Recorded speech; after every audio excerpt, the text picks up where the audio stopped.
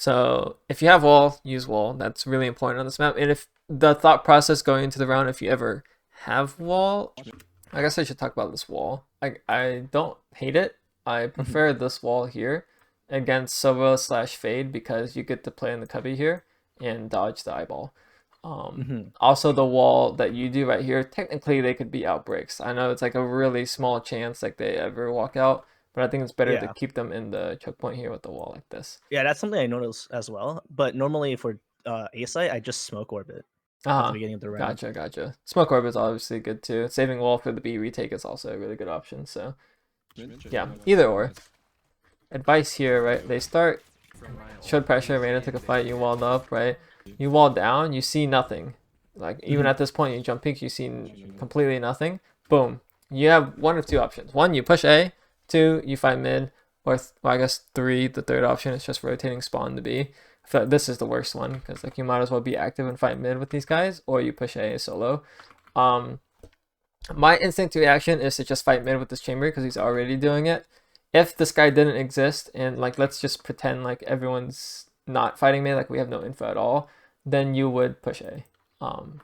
But you've just confirmed that they're not A right now just by peeking, so you want to catch them like rotating back to B, or you're like if they're all coming back to B right now, you want to go for that flank, I guess. Just being a little bit more active. This might go against like your alarm signals of like I'm Sentinel or I'm Viper playing Anchor. I shouldn't really be going for these fights.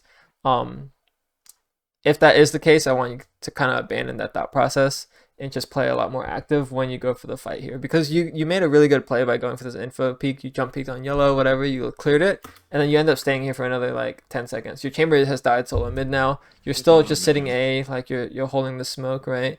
And they, Yeah. they just end up going for B. So I I would wasn't say actually like, sure if they were gonna rush me there from the uh-huh. doors. Right, they get the kill, they might mid to A. That's fair. That is fair. Unfortunate. But at the very least, if you were with the chamber here, maybe you get that trade, you know? Yeah. Yeah.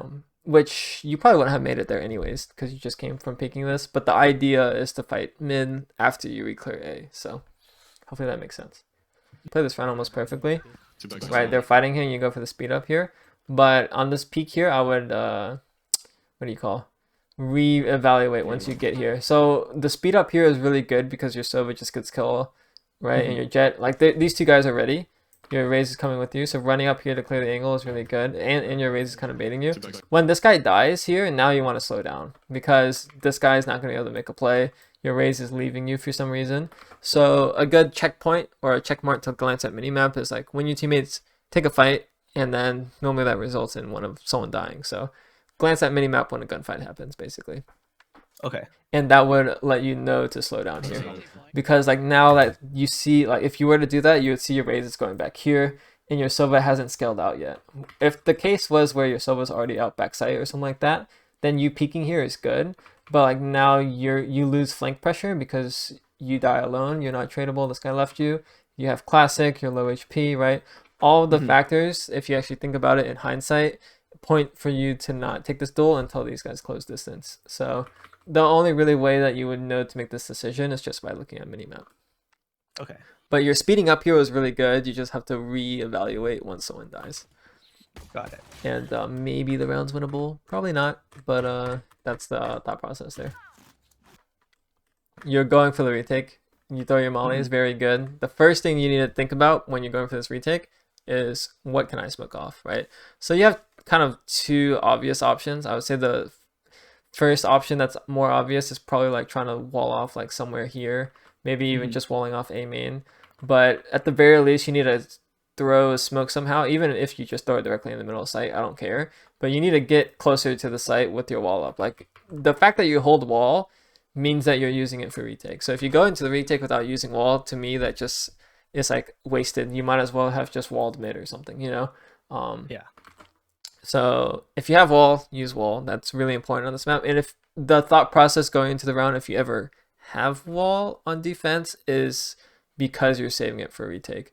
Otherwise, your walling early round is going to be better for the site hold. So hopefully that makes sense. I like that you throw the mollies. I like that you push through this wall with the nade, right? Like if this guy was here, he's dead, whatever the fuck. try to calm to your raise that you're going through here because this guy is like not there. But that's like a good habit to get into. I'm pushing through or I'm mauling backside, whatever the fuck. Maybe you did call it. I don't think it picks up. I don't know. I don't think I called it. Yeah. Gotcha. Let me tell you my thought process here. He just plants. Wait, before he ults, like around here. Let me see if I can turn it up so you can hear it. Yeah, he was two.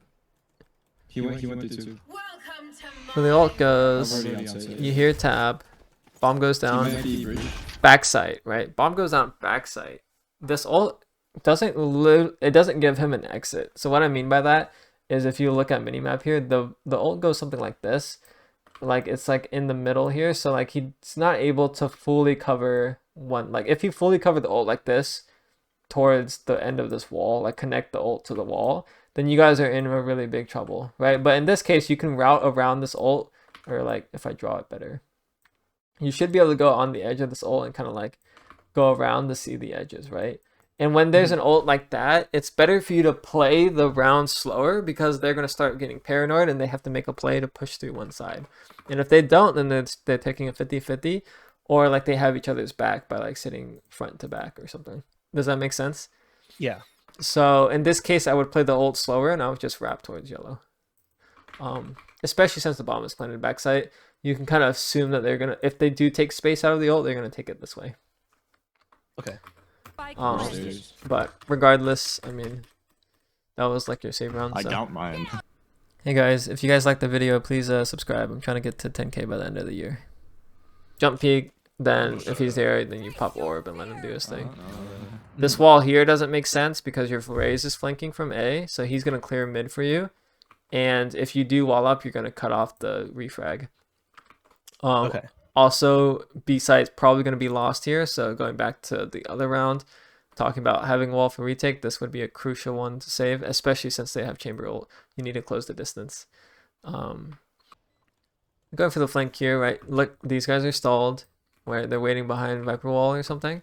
So what's going to end up happening is this wall drops, their chamber backside is going to be looking for a peek, and now would be a perfect opportunity for you to throw a wall to actually close distance. And you do it with orb, but yeah, you see the chamber is going for the fight here. You can read this stuff in advance just because like it's kind of obvious what they have to do, right? And like, look, none of us was actually able to close the distance. This guy dies coming out of arches.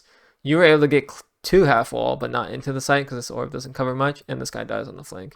And all of this happens, honestly, because your wall, or like no pressure is going out into this retake. So the guy here is aware enough to look back to here because the op is posted here, right? I guess what I'm trying to say is they feel very safe on the site. So maybe if instead of throwing orb as you're coming up here, you start throwing mollies or something to imply that you guys are going for the retake.